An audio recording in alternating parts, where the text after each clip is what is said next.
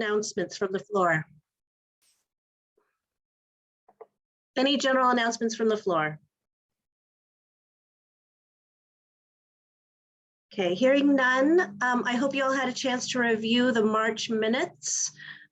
Any discussion on the minutes? Casey, did you have?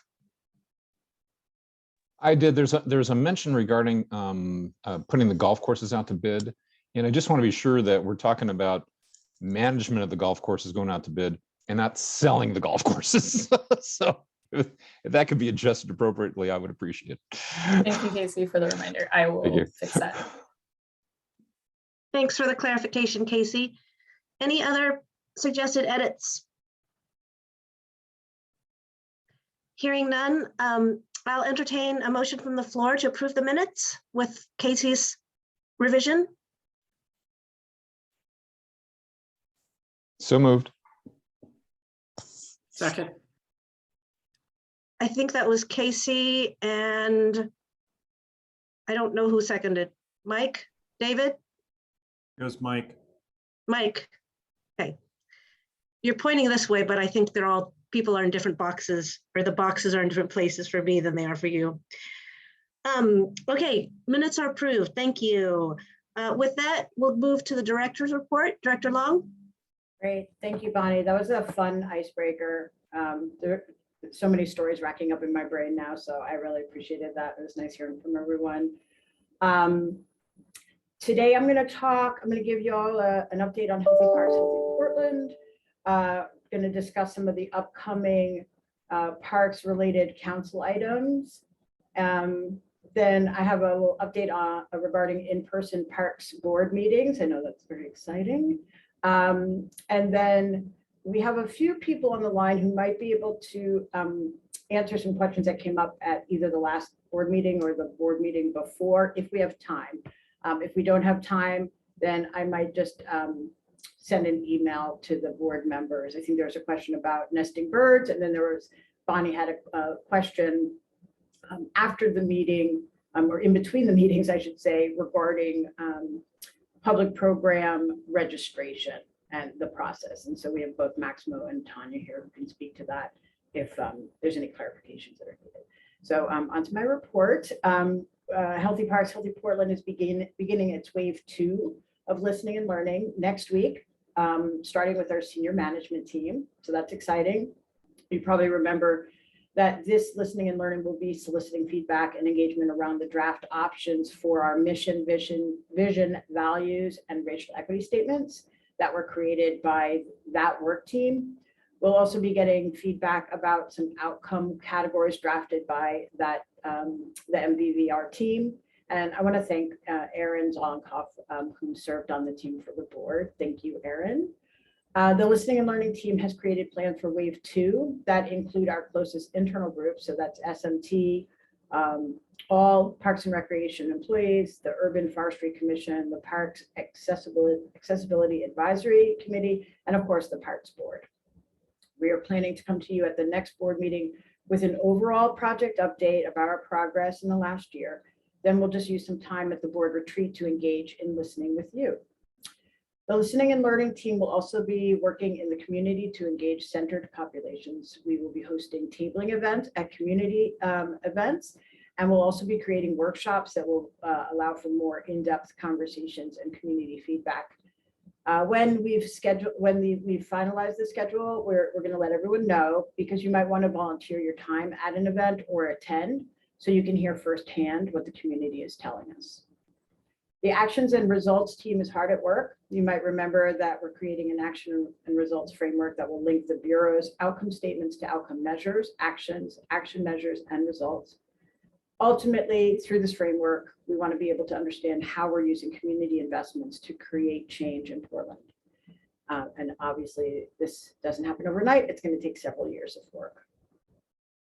The actions and results co-design team has been meeting to discuss how the Bureau can measure its performance related to outcome categories and how it can link actions and results more strongly. This team will help us prioritize the Bureau's work this summer when all divisions will work to populate the actions and results framework and create measures that allow us to start to understand our impact on the community. I want to thank Adrian and Sabrina for serving on this team.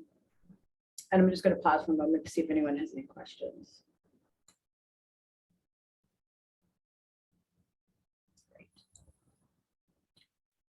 So it's listed on the agenda and probably also on the board, the Bureau monthly report, but I just want to go over some of the council items that are coming up this month, actually several tomorrow.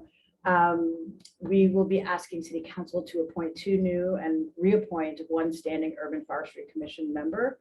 Urban Forestry is hoping that these appointments can take their seats before the next Urban Forestry Commission meeting, which is April 21st. We're excited about that. Also tomorrow, the Metro Bond Local Share Project List report will be presented at Portland City Council. Just as a reminder, the Metro Bond was passed by voters. This is one of 6, passed by voters in 2019. And this is one of 6 different program areas that we have access to just shy of $32 million. The project list was shared with Commissioner Rubio in advance of it going to council, and the Land Use and Infrastructure Working Group reviewed it at their last meeting as well.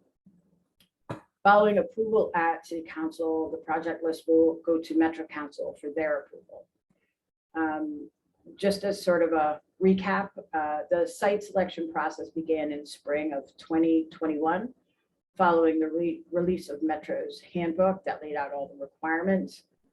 Following staff and leadership review and feedback, as well as community engagement, the Bureau will be presenting 5 single site projects, $3 million for Columbia Boulevard crossing, $3 million for Forest Park renovations, $2 million for new trails at the Rose City Golf Course, $3 million for renovations to the Bristol Cone Pine Trail at Hoyt Arboretum, $4 million to develop a master plan and renovate portions of the Wilkes Headwaters property. In addition, we'll also be requesting the use of bond dollars to fund multiple location projects, including $3 million for ADA and path renovations, $2 million for LED conversion in parks, $3.5 million for natural area access and pathway and sign renovations, $2.25 million for parks restroom roof renovations, and $2.75 million for trail bridge replacements. If anybody wants to see any background information regarding the Metro Bond project list, we have a multitude of documents that we can share with anyone if they want to dig in a little bit deeper. The final item that will be in front of City Council tomorrow is to accept the contract for the Columbia Children's Arboretum project. We received 5 bids, with the lowest responsible bid from T-Edge Construction Incorporated for $1,676,000, which is actually under estimate, so which is always great, and it falls well within the available project budget. This contractor has committed to subcontract 33.01% to COVID certified firms, which of course exceeds the city's 20% aspirational goal. So I just wanted to talk a little bit about in-person Parks Board meetings, because I know many of you have been clamoring for that opportunity. So House Bill 4212, which was passed in 2020, goes into effect on May 1st of this year. The bill requires the City of Portland public bodies to provide the public with both an in-person and electronic means of attending meetings and submitting testimony. The Portland building has the physical and technological capabilities to meet this requirement. Park staff are working together to ensure physical and electronic meeting spaces are available for Parks Board meetings, with this first hybrid meeting option available for the next board meeting, which is scheduled for May 10th. It was noted by Saren that our technology capacity may impact the rollout of the proposed meeting locations that has recently been developed by the Community Engagement Working Group, which we'll hear about shortly when Aaron reports out. So we're just gonna have to work through the logistics, based on what that working group will be proposing for the board. Again, another pause. I can take a breath and see if anyone has any questions.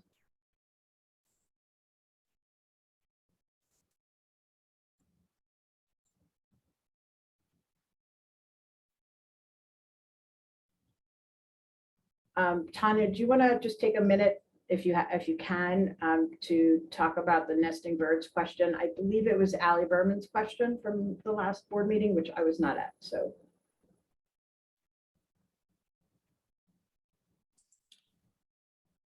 Sure. And I think I had to drop off the meeting at that point. So I want to make sure that we're providing the response to the question. I don't know if we can ask the question again to make sure we have I'd be happy to ask the question again. I had saw in the notes that you all were starting clearing for, I believe it was wildfires in forests, and working with BES on minimizing disruption to nesting birds. But I was wondering the choice to do that in spring when, I mean, hummingbirds, owls, there's already nesting happening in March when this came out, versus doing it in fall to lessen the impact for wildlife.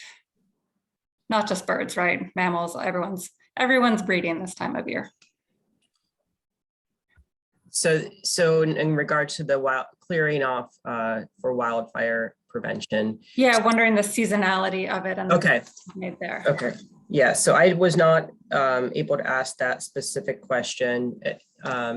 In regards to our protocols, we do have we follow the Migratory Bird Act. And there is definitely conversations between BES and parks ensuring that we're doing following that. And I can get back in terms of the specific question why this happened in the spring. You know, there's often competing goals. Obviously, wildfire prevention is something we're engaged in as well.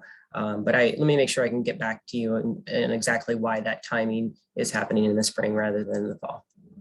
Appreciate it. Thank you. And I believe there was also a question regarding program registration. And again, perhaps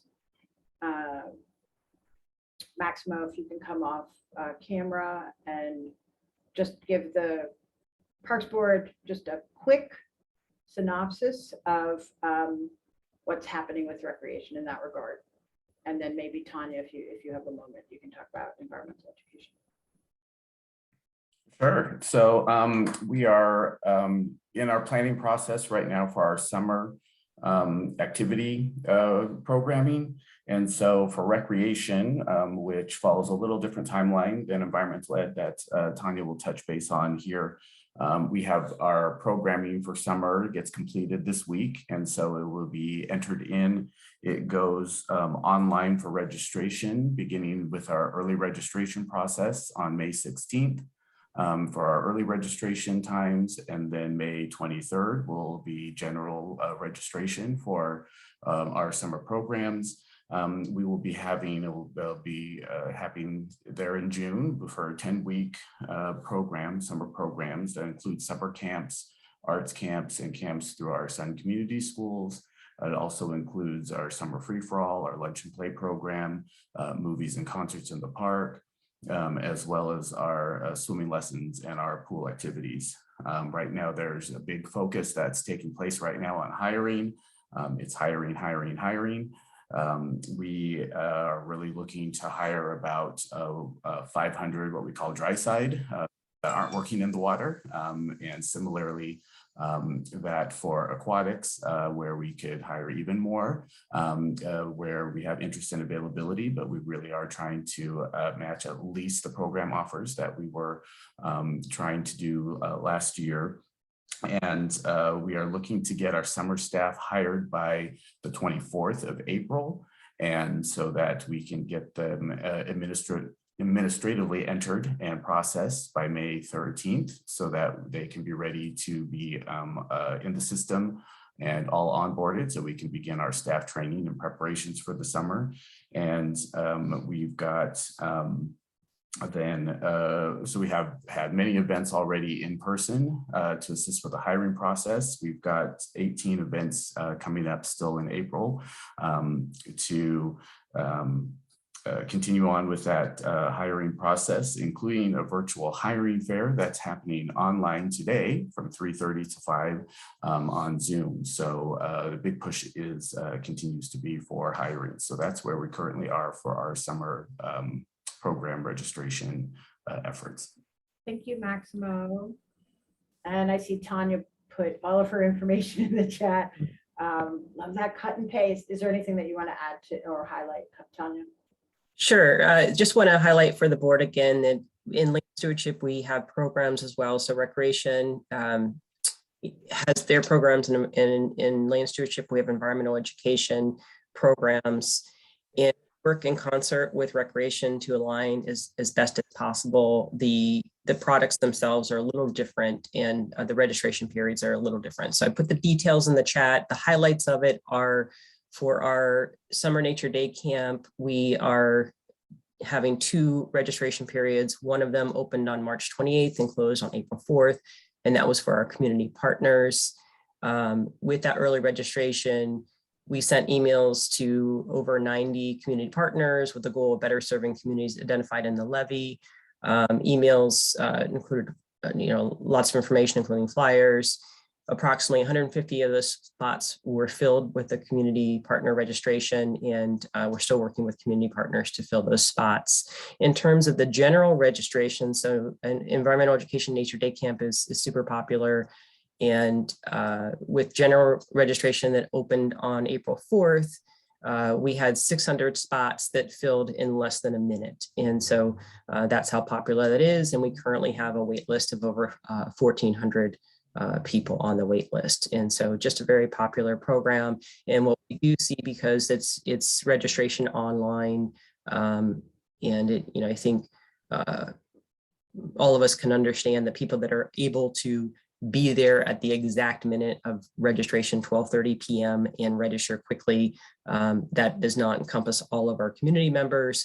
And so that's why we're working with community partners to try to open up spots to those that don't have that access and have an adult in their life that can be there to register that quickly. When you look at how many spots fill up in 1 minute.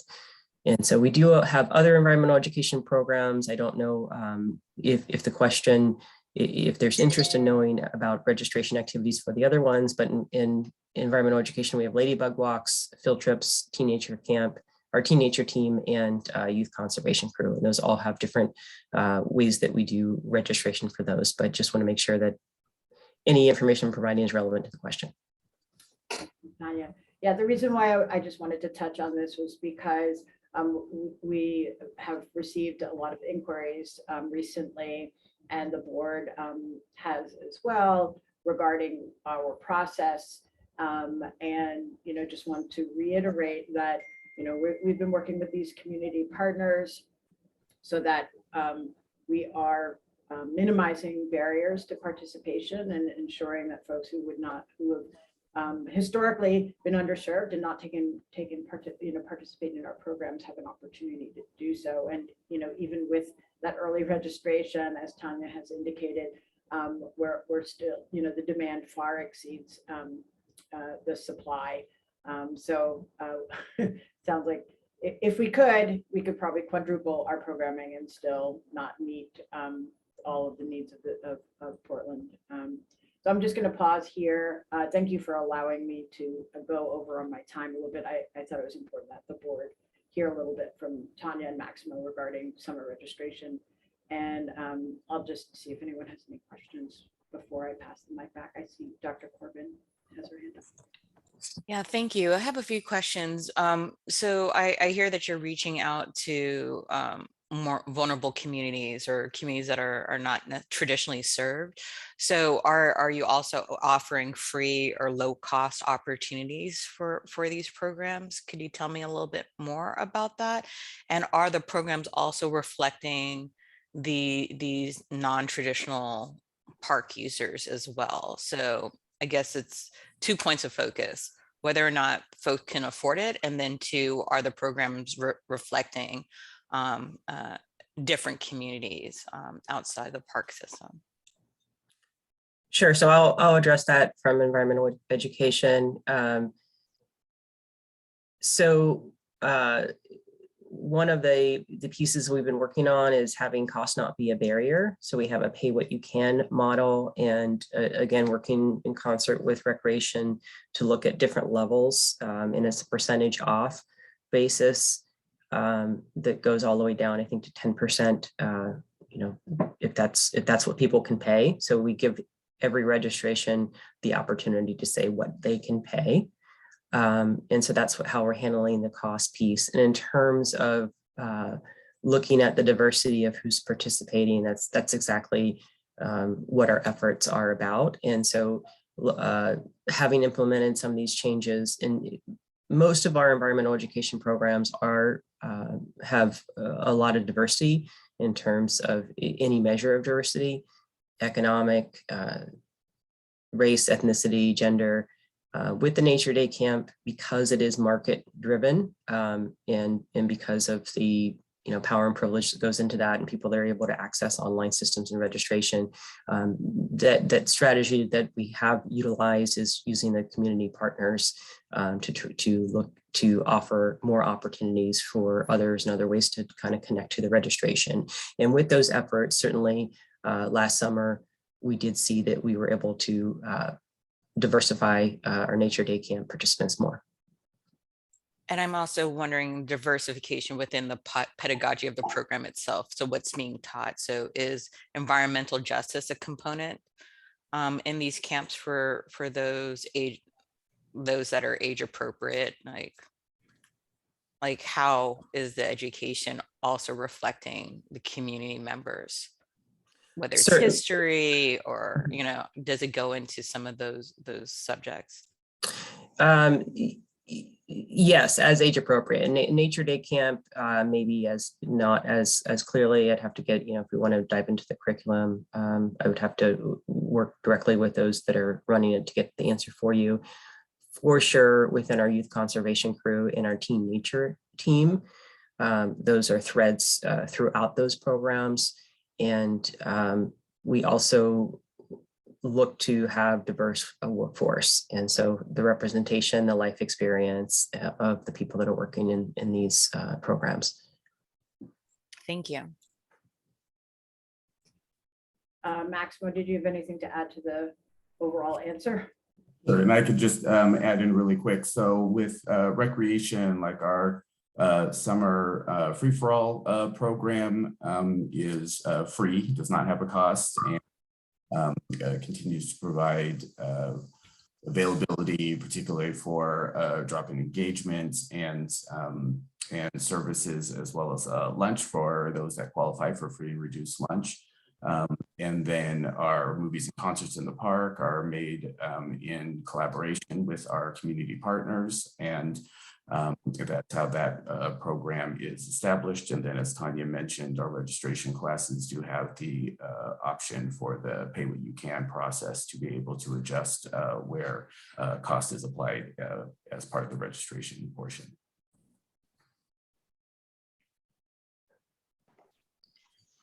Ilana, go ahead. Yeah, thank you. Not something for today, but just a note of a potential conversation topic in the future. Director Long, you said that, we could quadruple programs and still not meet the need. And I think that's probably right. And I would love to have a conversation at some point about where expansion of program fits in strategic planning for parks, and if there's anything the board could do to be helpful in thinking about how we might be able to expand programming. Certainly not in the near term. There are other financial priorities, but in the midterm, so that we can meet the growing need in our growing city for the environmental education services and the, all of those various community opportunities that parks provides. I appreciate that, Ilana. I'm going to say that as Healthy Parks, Healthy Portland moves forward, and we're talking about the actions and results framework, and we start talking about how we strategically,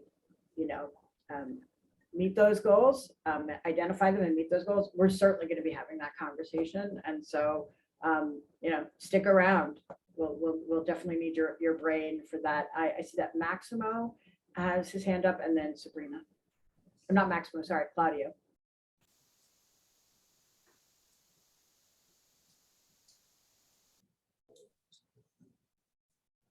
I don't think I have my hand up. And I was seeing things. Sabrina. Yeah, I'm curious, do you all track program participants, like, I guess similar to how you track staff, like ethnicity and things like that? Is that tracked at all? For like aquatics lessons, for example, or? Yes, for our registered programs, we do collect demographic information on that. For programs, we have, for other programs that are drop-in programs, like our summer free-for-all and our movies and concerts, we don't yet have the ability to capture participant information to that level, but that's where we work either closely with either our staff or community partners to see who's been engaged. And I'll just add to that, Sabrina, just for your edification and for others' edification, because you probably remember this. For a long time, demographics were being collected, and then in the previous presidential administration, there was a lot of angst and concern around asking for that information and people providing that information. So the city did not for quite a while. So we've reestablished collecting that information, and we actually updated the nomenclature around that demographic information.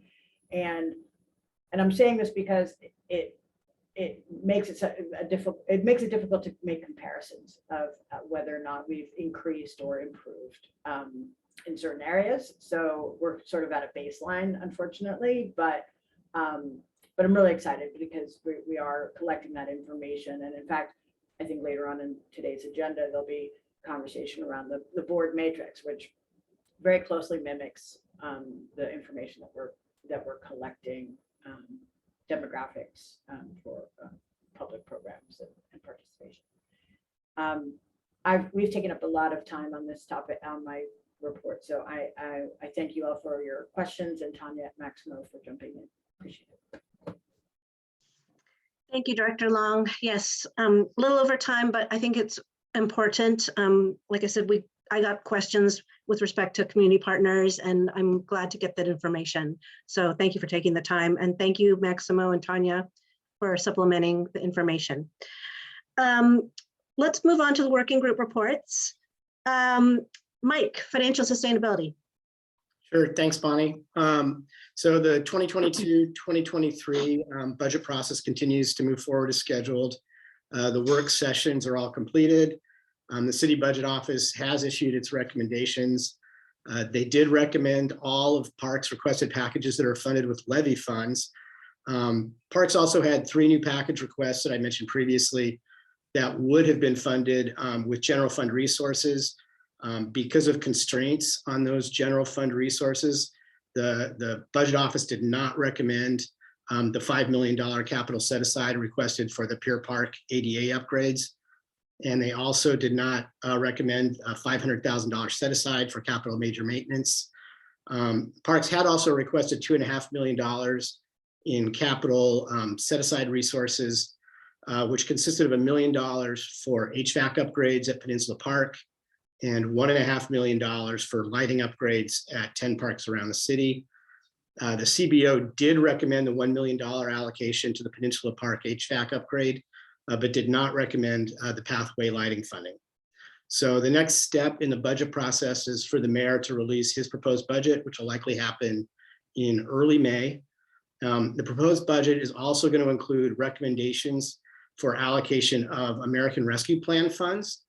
And Parks has 4 package requests in for that total close to $15 million that would utilize that funding resource. So more to come on that.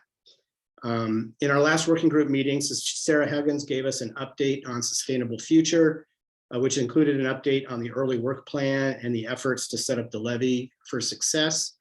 The work to date has included documenting processes, establishing a funding approach that blends general fund funding with levy funding, ensuring that tools are in place to meet community involvement and oversight objectives, which the Parks Levy Oversight Committee is very involved with, And then a big one is coordination of the significant amount of hiring that's going to happen throughout the year, both the actual hiring that's happening, but also making sure that the appropriate infrastructure is in place to support that. Sarah also updated us on the initial preparatory work around looking at future service needs and desires and alternatives for funding those in the long term.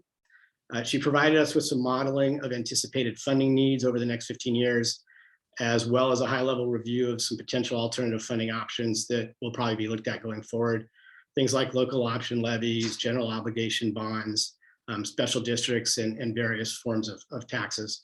The process and questions that need to be answered going forward are still being hashed out. And to that end, Park staff has been engaging Commissioner Rubio on how she wants to approach the evaluation and decision-making on how to move forward with future funding initiatives. And this whole area is of particular interest and importance to our working group. And we're working to really make it a regular focus of our meetings and work as we move forward. So hopefully we'll have fairly regular updates on sustainable future as we go forward. And then lastly, on the BAC, as I mentioned previously, we're in the process of figuring out ways to integrate the work of the Budget Advisory Committee with our working group, including combining the meetings. In our last working group meeting, Melissa Arnold, who is Parks Community Engagement Manager, and who also facilitates the BAC, stepped up through a lot of the important considerations that need to be taken into account. Implementing this is going to involve working through a number of technical governance issues over the next few months, and how we structure this combination going forward could impact what city and state rules that govern advisory boards would apply to us. Things like, what's going to be the makeup of the BAC, what recruitment policies apply, including whether non-board members need to go through an application process, and what kind of community input and reporting requirements need to be followed. So there's a lot of technicalities that we're dealing with. And then related to this, Claudio gave us an overview of the phases and timing for the budget development process in the coming year. The BAC's most significant input in this process is going to be in December, but there's going to need to be a lot of integration planning that has to happen before that. So that's what I have. Does anybody else have any comments they want to add from the committee, or are there any questions? Thanks, Mike, for your great report, as usual. Corbin. So I have a question that is focused around the Sustainable Futures presentation and the work of working groups versus what should be put within the full board. I'm wondering, how are we making these decisions? Because that presentation sounds like it could have been beneficial for the whole board to get context about what's going on. So I would just love some clarification on how we are deciding what happens within working groups and how we are deciding full board voting or providing information as we move forward. Sure, that seems broader than just the financial sustainability working group. So I think, Bonnie, do you maybe want to touch on that?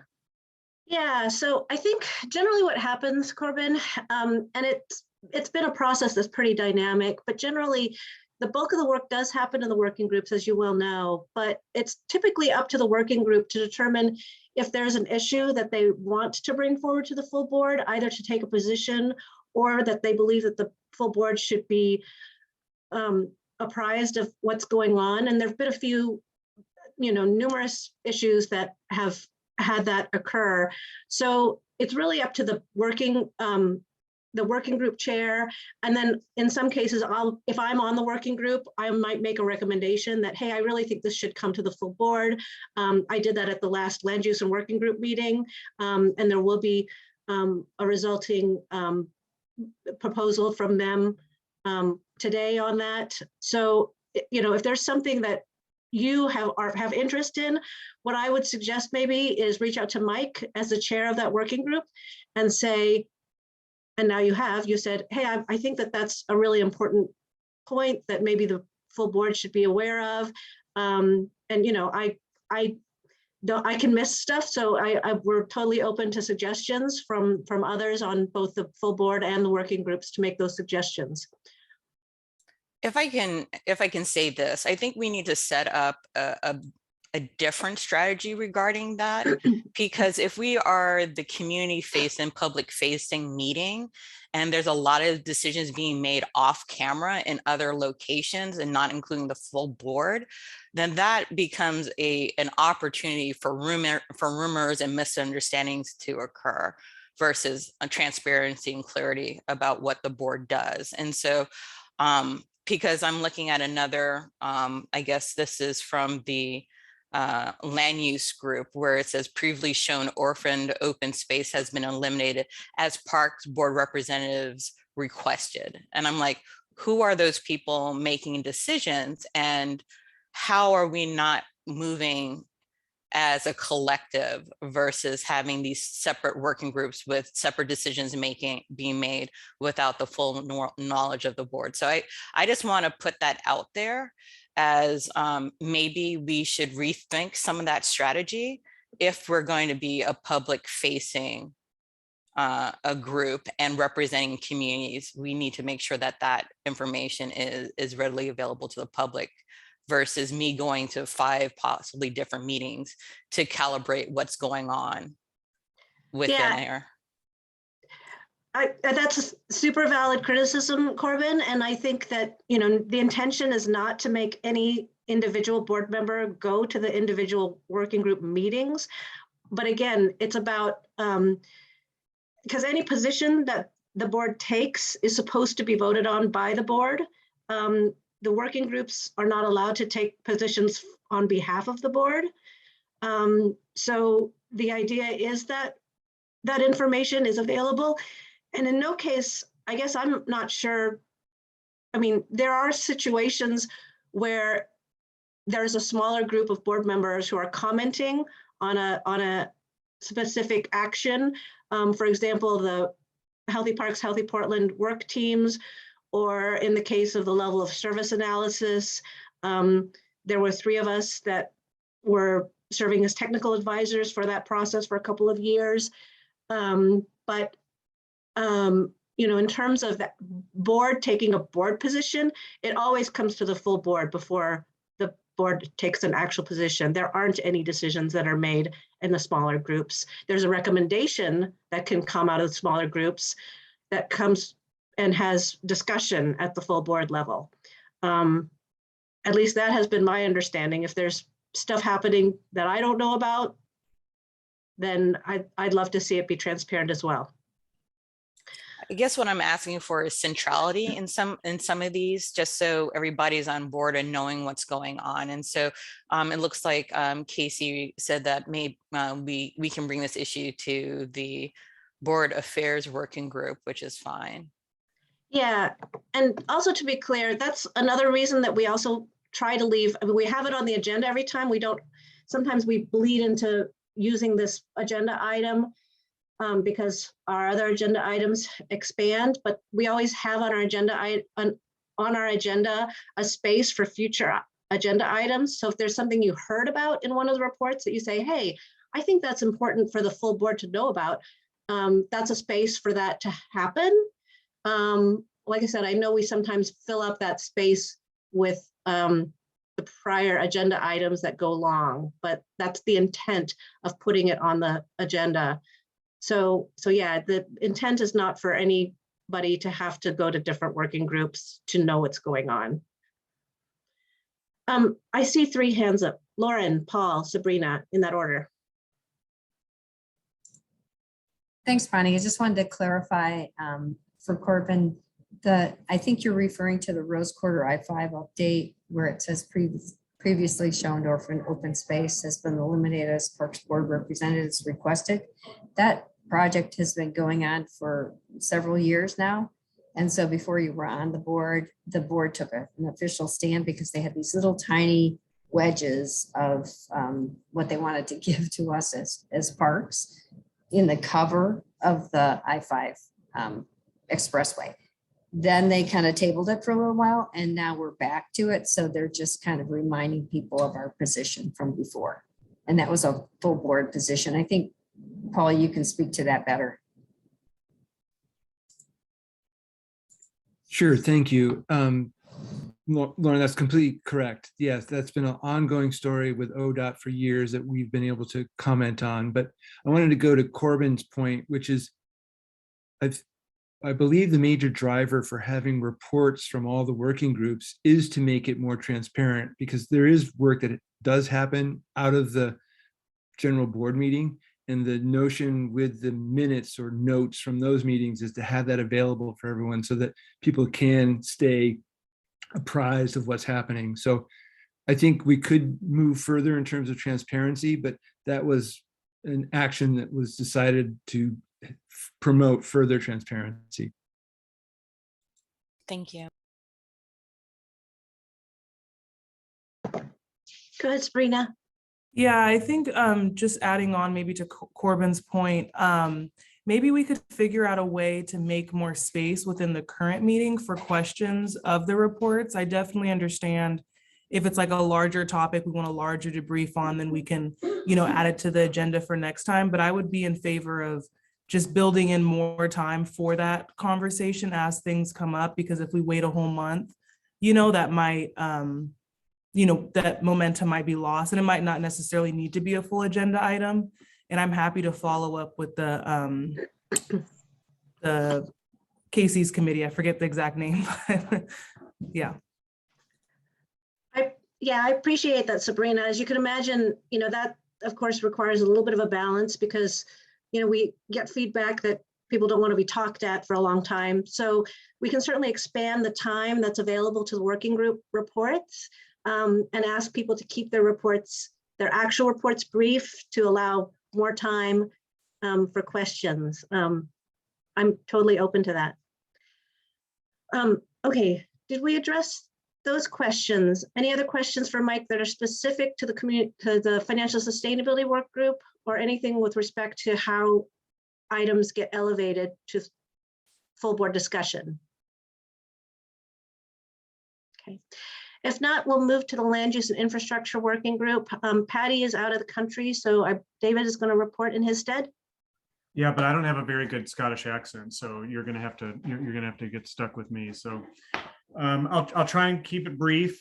We met on last Tuesday, the 5th, and there were 4 or 5 kind of major topics that we were mostly informed upon. So we were kind of updated, and there wasn't really any action proposed or taken, but there is one that I'll get to that we do have a proposed action on. The first item was the Metro Bond local share list, and Director Long just kind of went through an update of that list just previously in the meeting, so I won't spend a lot of time on that, but the folks have been working hard on that, and they've been getting a lot of public involvement on that to make sure that they're addressing the concerns and priorities for the community. And what anecdotally, what I thought was interesting is the highest priority has always been safety and accessibility, and that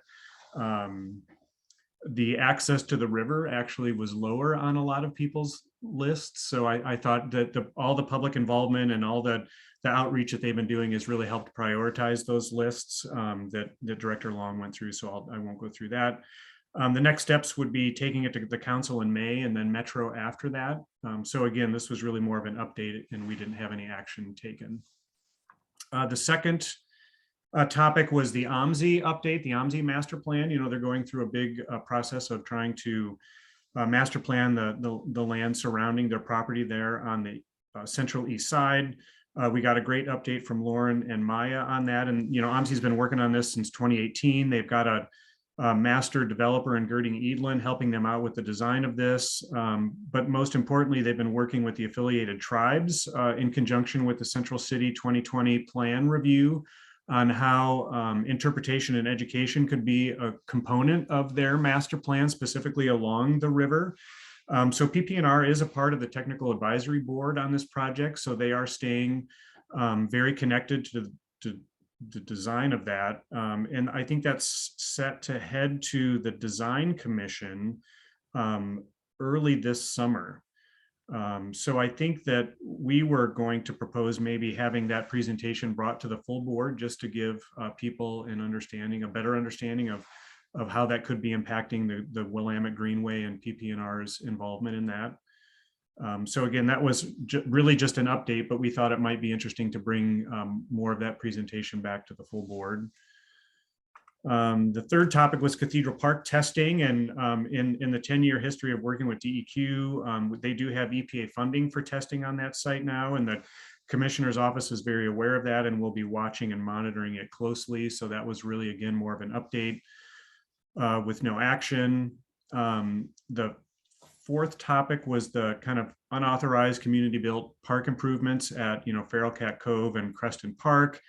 The engineering staff is looking at this right now from a safety perspective, and currently the PPNR is establishing relationships with the community because they don't want to tear it down. They'd rather make it safe, since it has been a community built project. So I think they're just in the process of trying to make sure that it will be safe, and establishing those relationships within the community. So again, that was more of an update with no action taken. And then the last topic was the Thompson elk sculpture.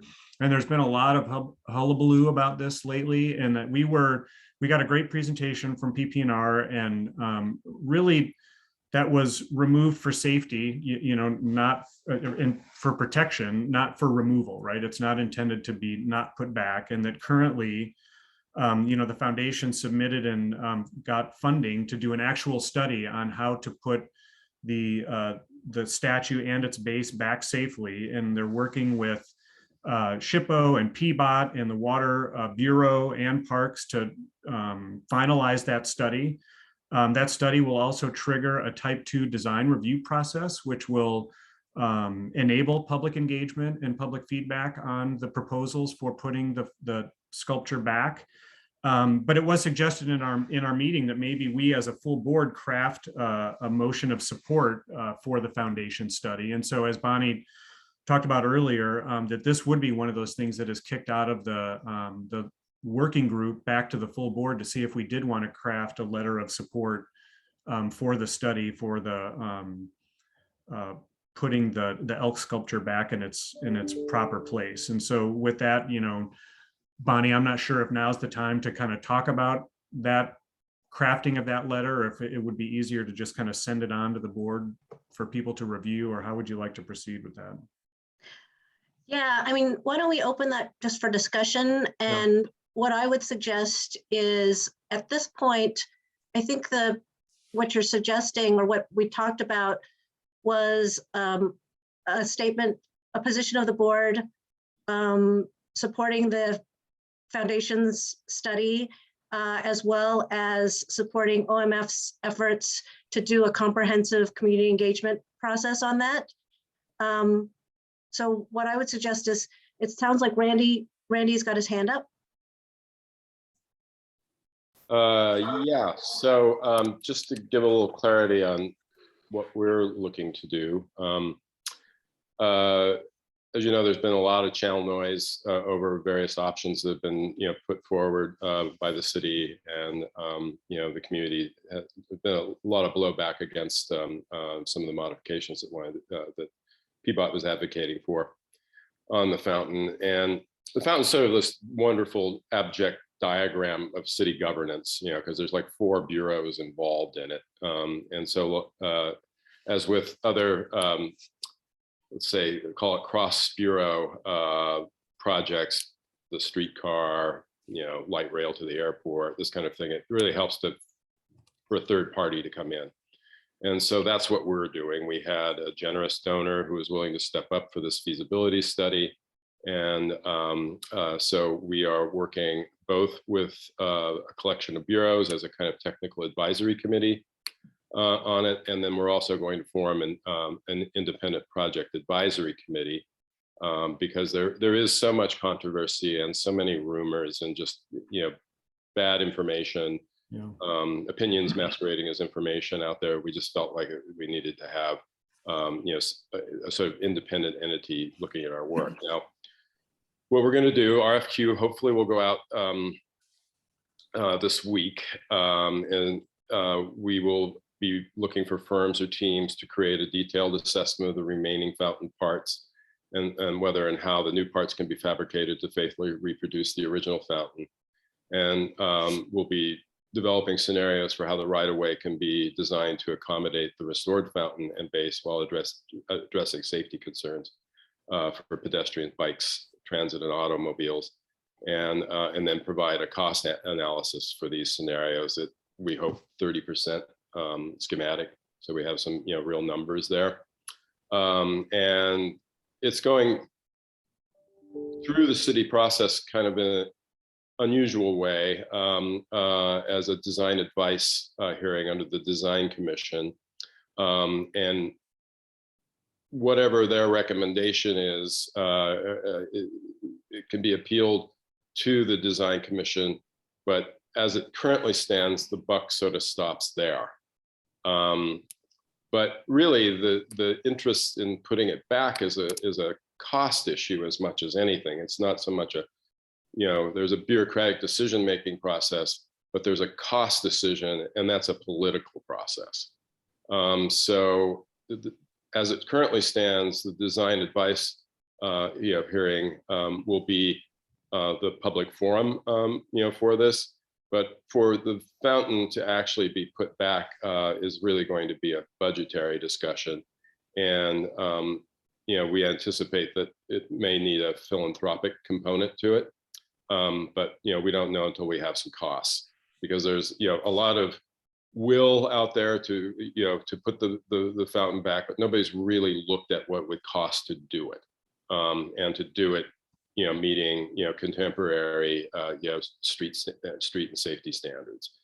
So what we want to do is put something on the table that we can discuss and niggle with, and have some, verifiable information about before we have a, any kind of political discussion about it. So that's basically the where we're at on it. I think a letter of support from the board would be, would be great. We're, full bore. We feel like this needs to happen ideally fast, partly because our downtown, needs a win.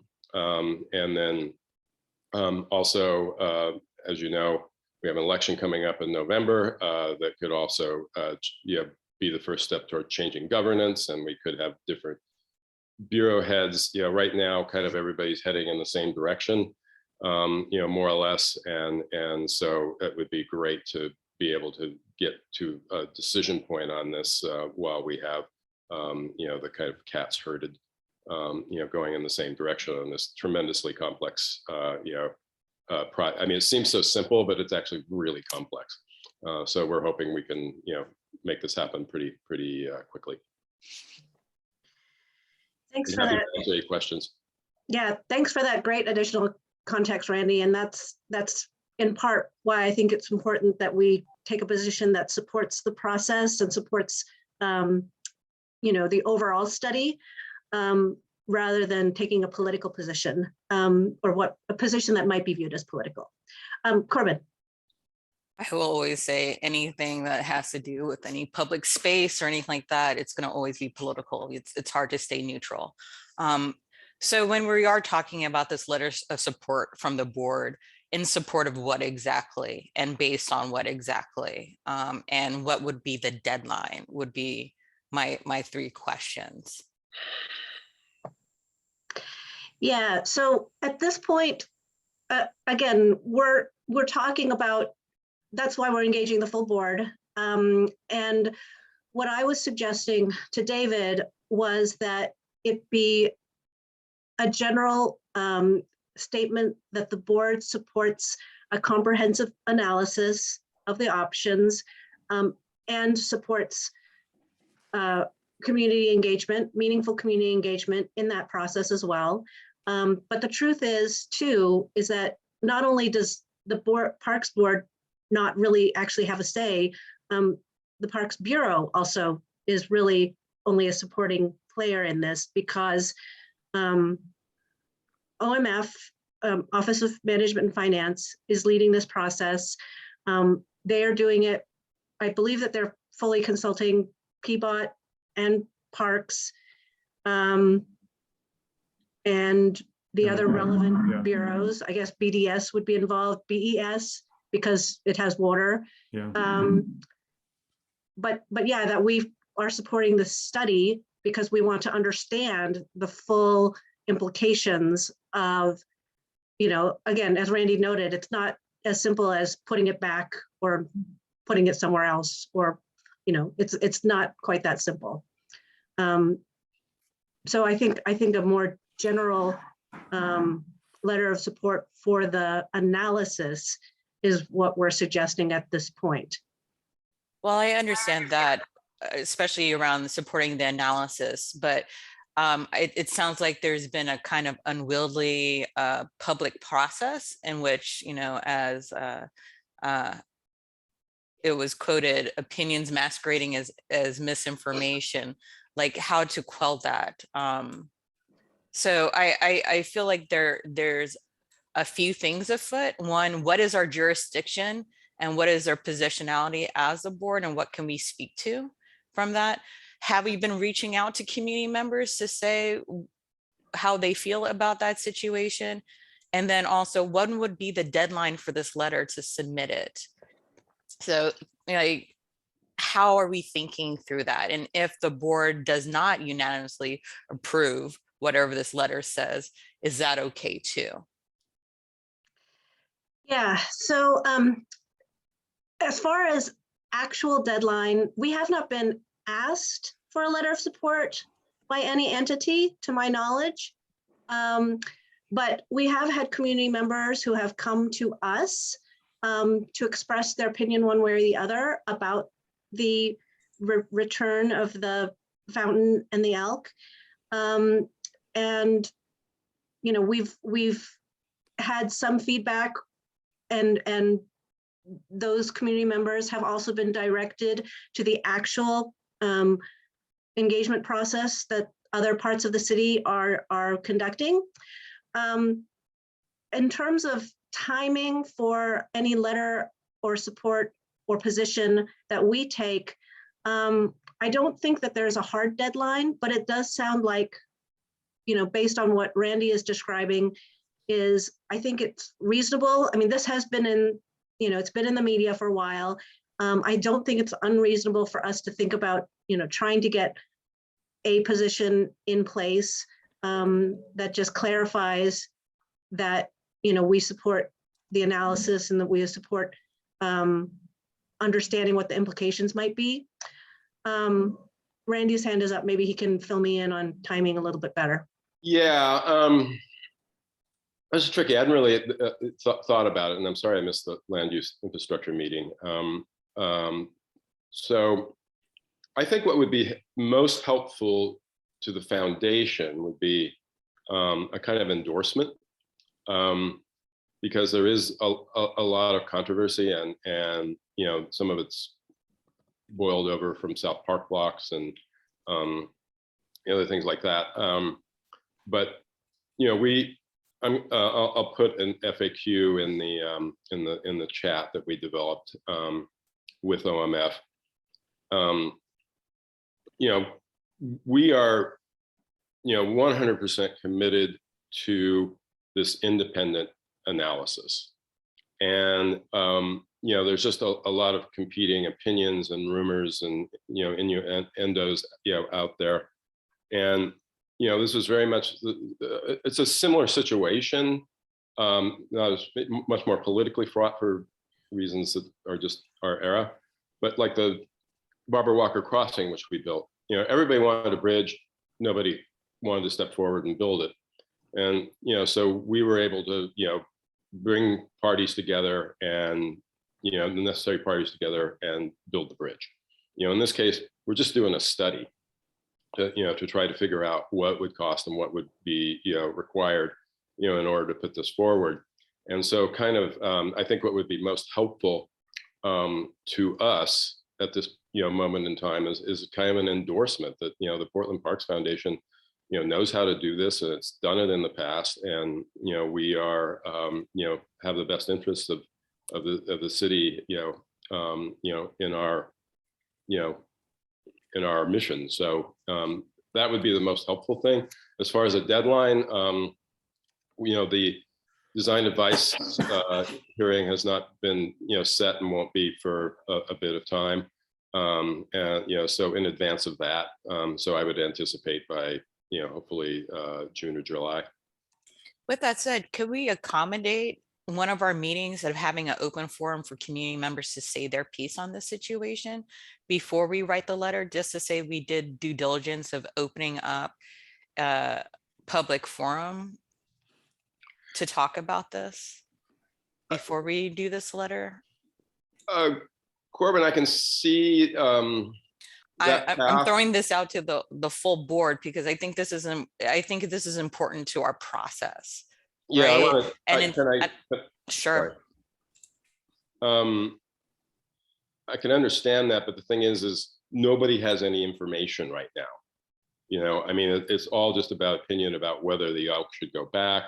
You know, there's opinions about whether it should, you know, go to another park, another thing. But the thing is there's no information, hard information, independently analyzed information out there. And so I think opening, I mean, you could do that, but I think it would just be a lot of emotion and wouldn't really necessarily move anything forward. Well, that's emotions are human, and I'm not against emotions, but I want to make sure that we do our due diligence. If we're coming into a particular wheelhouse and we're saying that there's going to be this process in place and we're supporting it, I think we also need to hear from community members, even if it's not polished presentations about what's going on, that we just have a better understanding of what the community is saying, considering we're supposed to be representing the community as board members. And so I think it's a type of due diligence in the process that I think we should do.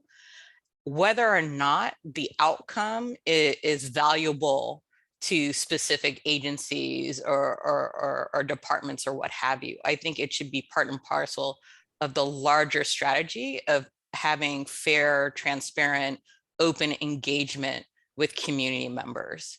And I don't want to write a letter in support of something before I have heard from community members versus the ones that get the mic because they are, you know, they're positioned in positions of privilege where their voices are heard versus other community members. I just want to make sure that we're doing whatever we're writing, it's backed up by a process of community engagement. So I'll leave it there. I'm just going to respond quickly because I'm not averse to hosting a community forum of some kind on this. The challenge, I think, Corbin, is that, you know, there is another actual process that's occurring, an actual engagement process that's being conducted by other city bureaus. And I would hate for ours to be considered, you know, different or more important or whatever, because again, we actually aren't making any decisions. We're only, what we're suggesting here is, you know, to support the study. I guess the question then would be, could we, and also because, you know, we have a lot of potential agenda items for May, and then we're looking to June as when we have our retreat. So I hate to take an actual meeting, plus, as we've all already discussed, our meetings are not at a really optimal time for community engagement anyway. So I guess a question to maybe Tim or somebody on park staff is, could the Parks Board host a separate listening session where board members can be available and community can just be free to speak their mind, as Corbin is suggesting? I don't, you know, that, I mean, I'm not averse to that kind of thing if that seems like it would be viable and valuable. Corbin, does that, would that?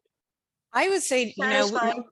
we generally spend about a half an hour doing icebreakers. All I'm saying is that maybe we can use the first 20 minutes, first 30 minutes, or kind of hopefully we can get into the reconfiguring of the board and to have open forum and a closed forum session, just so community members can talk. Like, Yeah. it doesn't have to be a separate big deal, but I think we should hear from community members and how they think about our positionality, and then also being clear about what our jurisdiction is and what we can do under this situation. So it's on record how we're participating, how we're moving forward, and providing that platform for community engagement. That way, it's very clear about our positionality within this situation. Yeah, that's totally fair. And, I want to remind everyone that, we do have, anybody is entitled to submit public comment for 2 minutes at the start of every meeting, and we allow up to 5. And we haven't had anybody submit anything for quite some time. Whether or not we want to sort of more, and one of the things that Erin's going to talk about later is, and I know you've been instrumental in this, is that, people don't know necessarily about that, but it is available. So we can certainly do that for May. Again, I'm open to that kind of situation. I'd like to hear from others. And I see 3 hands up. I see Adrian, Ilana, and Sabrina. I don't know if that was the order or not. Sure, we ran through the topics since I raised my hand. But I wanted to commend Corbin on this idea of, having an open part of our board meeting. And I love our icebreakers, but, if we could at least do every other session, something along those lines. We, in the Urban Forestry Commission, we do tend to have members of the public there at the beginning or for certain topics. And, there's a risk to it, obviously, because you don't know who's going to show up. But I think it is helpful. But I also started out saying that I would actually like to put forward a motion that we do write a letter of support for the foundation to assist with this assessment of options. And, so hoping to see if there's a second for that, but also with the concept that we need to assure that there is good community input on the options. And then the final thing I want to say is that it's actually very tricky to systematically assess the community. And so I think, the Parks Bureau is engaged in a process, which is fairly extensive and expensive to do that. So, let's utilize that process to help with what's happening with this particular community sculpture, what have you. Anyway, thank you. So I don't know if anyone else would like to second that motion, or if you feel we need more discussion. Are you actually making? I'm making a motion to support the exploration of options. Yeah. And, actually, finally, I want to say that we could say we have no power, but it's a bit of a cop-out. And sort of the power that you take is the power that you make. So I think it is important that we take stands on important things. Right. Well, and like I said, it does mean something when the board takes a position, which is why it has a whole process by which we go through that. So there is a motion on the floor. Is there any discussion on that? Or any second? Looks like you still have Ilana, Sabrina with their hands up, and Mike just put his hand up as well. I understand, but as I understand it, if there's a motion on the floor, we need to address it immediately. So I just want to clarify. So the motion, so the motion is to write a letter, or the motion is just a motion to support the Parks Foundation doing an independent study on the different options and costs associated with the Thompson elk statue and fountain. So my motion is to support writing. You want to support writing a letter To support. of support. Yeah, exploring the options. And yeah, And there's, okay. Even highlighting the need for community engagement on the options if we want to. I will say personally, I don't have enough information to support a letter at this time. So if a letter is produced that we can read and go over and understand our positionality within the larger framework of this political decision process, then fine. But I'm not going to say yes to a letter that I haven't read.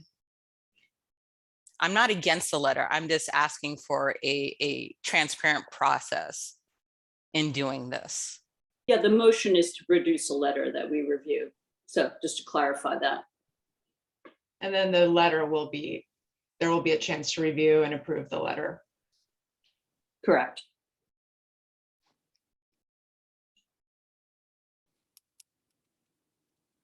So is there a second? If there is no second, there is a second. Paul's seconding the motion to draft a letter to support the study of the options. Any discussion? Yeah, just quickly. Okay, so it's to draft a letter that's subsequently going to be reviewed by the board to whether it's sent out or not. Correct.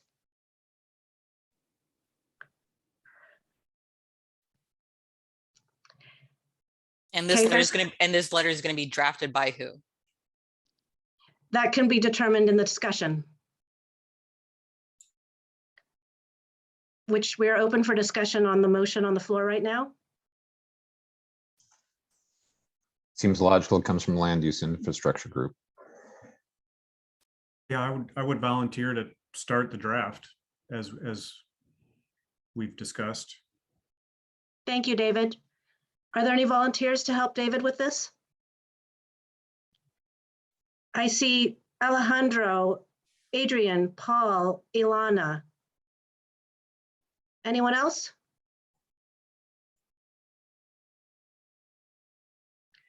Any other discussion on the motion to draft a letter to be reviewed by the board, drafted by David, Adrian, Alejandro, Ilana, and whoever else that I said? Bonnie, it looks like there's several people that have their hands up. I understand, but we need to, I don't know if their hands, are your hands, are there legacy hands or are they related to the motion that's related to the motion? Okay, go And ahead. Bonnie, mine was a legacy hand, but I actually think my comment is relevant to the motion as well. I'm happy to wait until after Nova. Okay, go ahead, Nova. Sorry. Yeah, and I just wanted to, so I've had a hard time following the conversation, and we're moving toward a vote, and I understand that it's for a letter to show support for a study. I do feel like it's helpful to know, and apologies if I was not aware that this vote was going to be happening, but it is helpful to know, like, writing a letter is political, and it may not be a big deal in this case, but I think it is important that there be a process when the board is asked to take a position on something. And again, I really am still getting my feet underneath me in this board. So if I've missed my opportunity to raise that question earlier, then I'm happy to take that feedback. But I think that I will. My thought is I will likely abstain from this vote because I don't not because I have any problem with writing a letter of support for a study, but because I just don't totally understand the process. And I have felt this way in other situations too. And I don't know if it's my still relative newness to the board, or if it's that I'm just completely missing something. So, and I'm not trying to influence people in a certain way on this.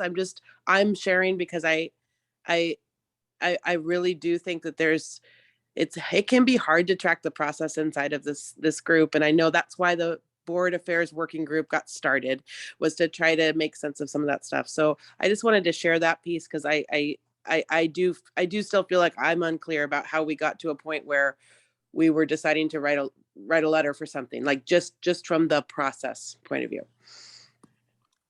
I totally appreciate that, Nova. And I will also say that there was discussion, but again, you know, the motion did sort of come in the middle of Adrian's comments. So to be honest, I wasn't quite ready for it myself.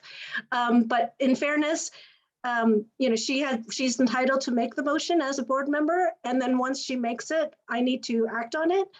But in terms of, you know, the letter is something that we will also discuss, and then we will vote on the actual letter as well. So I will also say that, you know, voting to support the drafting of a letter to support the study does not behoove you to support the study necessarily. At least that's the way I'm understanding the way we framed this motion. Yeah, and Erin is noting she doesn't think we need to vote to draft a letter. I think that's also true, but because that's the way the motion was presented, I am carrying through with that. I may, you know, I mean, I guess potentially I could say we don't need to vote on that. Let's move this into discussion. But I'm carrying on here for now. Ilana, if somebody wants to correct me, I'm open to that because this is it's a little bit of a bizarre process, to be honest. And Bonnie, as I understand it, we probably don't need a motion to have somebody draft a letter and bring it. Board members could do that, but we also can. There's nothing that would stop us from voting to say that we endorse that process. Thank you, Ilana. I knew you'd be better on that process than I. I raised my hand because I want to start by saying I absolutely support drafting a letter, I think. And I absolutely agree with Corbin that we should think about whether there should be process for this, I think. And I put that I think there because nowhere in this conversation have we said, here's why we should draft a letter, here's what our role is in the process. And, you know, everyone keeps saying this is political. This is not just political because it's a process that was involved in a big political movement. This is not just political because it's a process at a level of government. It's us taking an action will be political within the relationships between the bureaus involved. It will be political between the commissioners that oversee those bureaus, right? We are walking into something with multiple levels of politics going on to take what is a very small, but I think probably important action. And we haven't talked about what our role should be and what the point of our action is. Whether or not we need public comment, to me, depends on why we're writing this letter. Do we think that the current public process isn't good enough? So we actually want to take in public comment about a letter to say something that might not be captured elsewhere? Do we want to write a letter because we want to make sure that folks know that Parks is supportive of the process, and because the Bureau can't really publicly say that, they have to toe the city line, the board is the right entity to say Parks supports this process, in which case maybe we don't need a public process because we're saying we support the public process that exists and everything that's going along with that. There are a lot of things that this letter could be about, and I don't know that everyone has the same understanding of that. So I think I'm supportive of this, but I also think that we probably need to know that we are all supporting the same thing and taking this action. And you know, Adrian is the person who made the motion. I'd love to hear your thoughts, or Bonnie, I know you've had a lot of thoughts about this as to what purpose we are achieving by engaging, because I think it's probably important that we engage, but I don't know if we're all thinking it's important for the same reasons.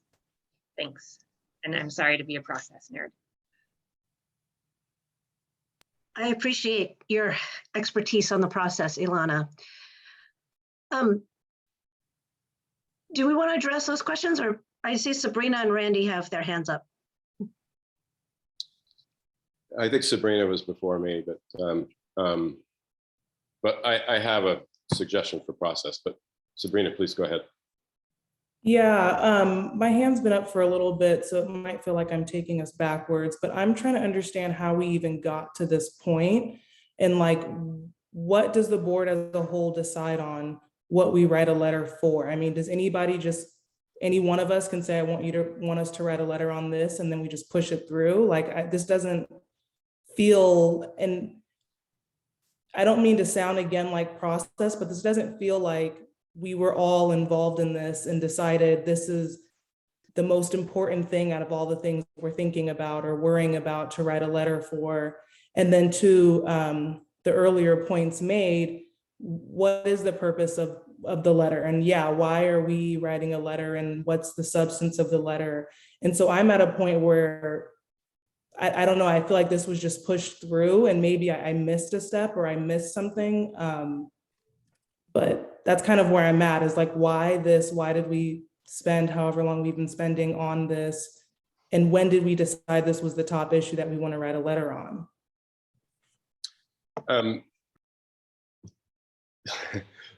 The idea of a letter, this is the first time I heard about it. So it's sort of kind of, spontaneously, I don't know who mentioned it first. I totally agree this is out of normal process. And what I would suggest is that I bring a discussion to the Land Use Infrastructure Committee, and they review it and draft some language if they choose to move forward with a letter, and then bring it to the full board in May, is what I would suggest. I think that would be a more normal process. And I made the motion. I would be great with that. I mean, that seems perfectly reasonable too. Okay, any further discussion on that?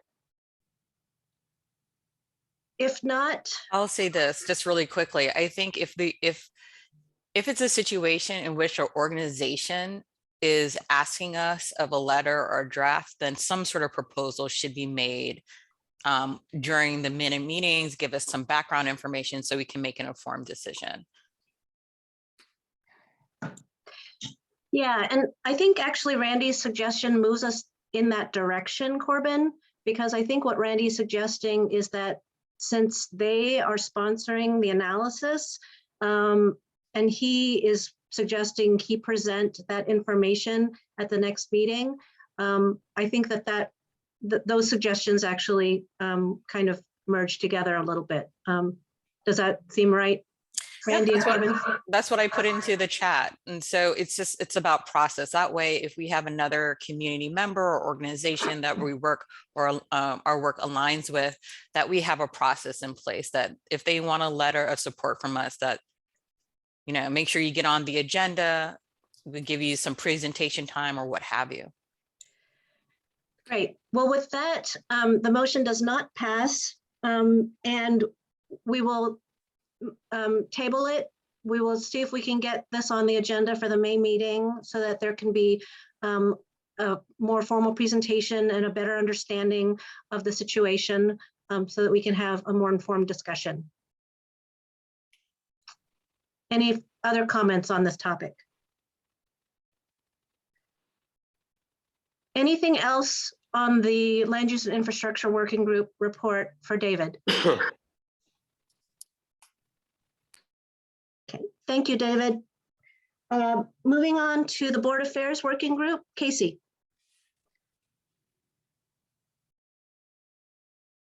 Sorry, since we have so little time left, I'm really sorry, Aaron. Really quick, the report that I provided with the packet is now dated as an historical document at this point because so much other stuff has been going on. As Director Long pointed out, the Parks is going to a hybrid meeting model starting May 1st. The board may continue to meet electronically because neither our authorizing code or bylaws prohibit meetings electronically. But as Director Long pointed out, if we decided to meet in person, we have to provide access to folks to attend electronically, to provide testimony electronically, and provide testimony electronically. Bylaws require that any ex officio members be appointed by the May meeting. We have not received any suggestions from anyone regarding possible ex officio members. So if you have any suggestions, please send them to Bonnie or me as soon as possible. And the board matrix, a new revised one for questions was sent to you on April 8th. If you did not receive it, please contact me ASAP. One significant purpose of the matrix is to assist in the nomination process. It is very important that we get your responses to the matrix questions no later than April 29th. That's all I got. If anybody from the working group has any other inputs or any other questions from anyone else, please raise your hand. Thank you. Thanks, Casey. I see that Randy dropped his report into the chat since we are running so short on time. Thank you, Randy. Aaron, your working group report, and unfortunately your agenda item seems to have been really truncated. Yeah, I'll address that. So just starting with, well, I just want to start with nominating committee quickly before we move into community engagement. And so just FYI, the application is open. People have until the end of April to submit applications. I'm going to go ahead and drop the link to the application into the chat. Please share as you see fit, and hopefully we get a really good group of applicants. So we'll send a reminder closer to the deadline as well to everybody via email. But yeah, get the word out. So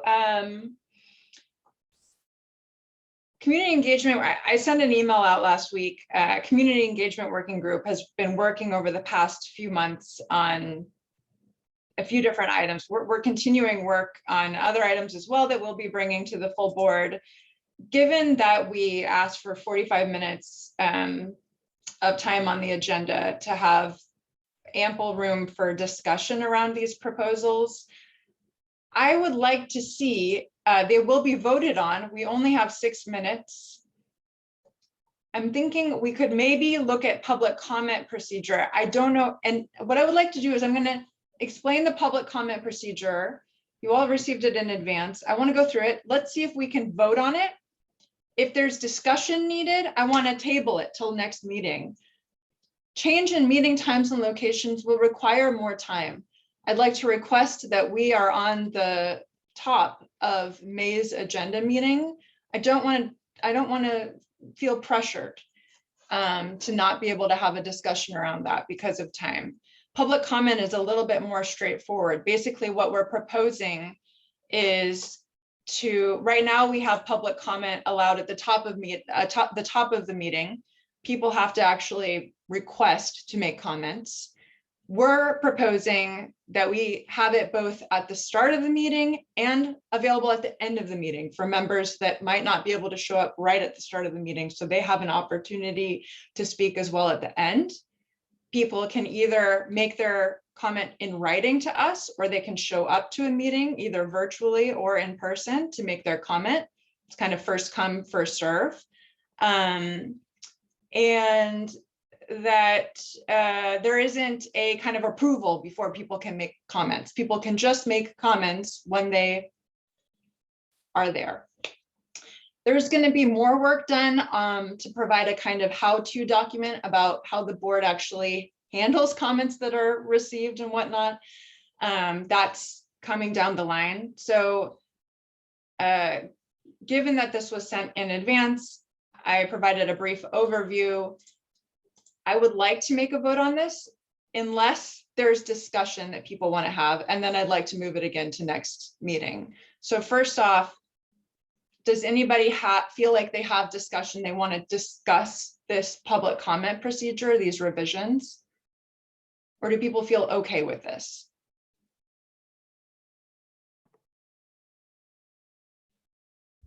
Again, don't feel bad. If you feel like you want to discuss it, let's put it at, put it next meeting. Paul. I want to say I appreciate the work that's been put into this, and I am in favor of the proposal that you've made. Thank you.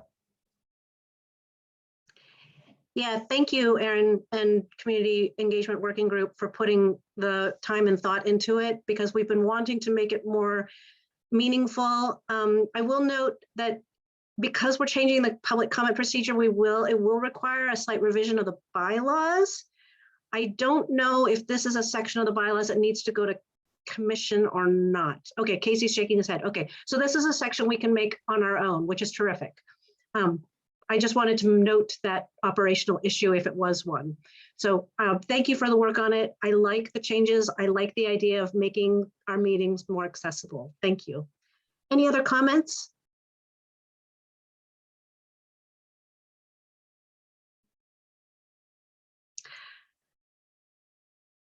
If not, I guess I'm entertaining a motion from the floor to change our public comment procedure. I see Paul has his hand up for that motion. Is there any second? I see Alana's hand up. Any discussion? If not, I'm calling for a vote. All in favor? I see everybody's hands up. Any opposition? I see no hands up. Thank you. The motion passes. Did you want to move on to any other topics on your report, Erin? No, just that hopefully people have a chance to review the other proposal if you didn't get a chance between when I sent it last week, and that you get a chance to review it before our next board meeting so that you can come prepared to discuss. I'm hoping we can have a discussion around it. And really, I should have started my earlier comments just by thanking the whole community engagement working group, including Tim and Kenya, and Corbin and Sabrina and Ali and Casey. It's been a great process thinking through these and being able to bring them. And I'm glad that this one passed today. That's really great. So that's all. We'll talk further next meeting. Okay, terrific. I see Nova's hand up. I'm wondering if we can make a motion to suspend the icebreaker for the next meeting and be able to use that time to discuss the proposal that did not get discussed today of moving board meeting times and locations and dates. Thank you, Nova. I believe Nova's motion, which is now on the floor, is we're motion to suspend icebreaker or just not have the icebreaker next month. So we have extra time to address board business, but specifically the community engagement proposals. Is there a second? Sabrina, any discussion?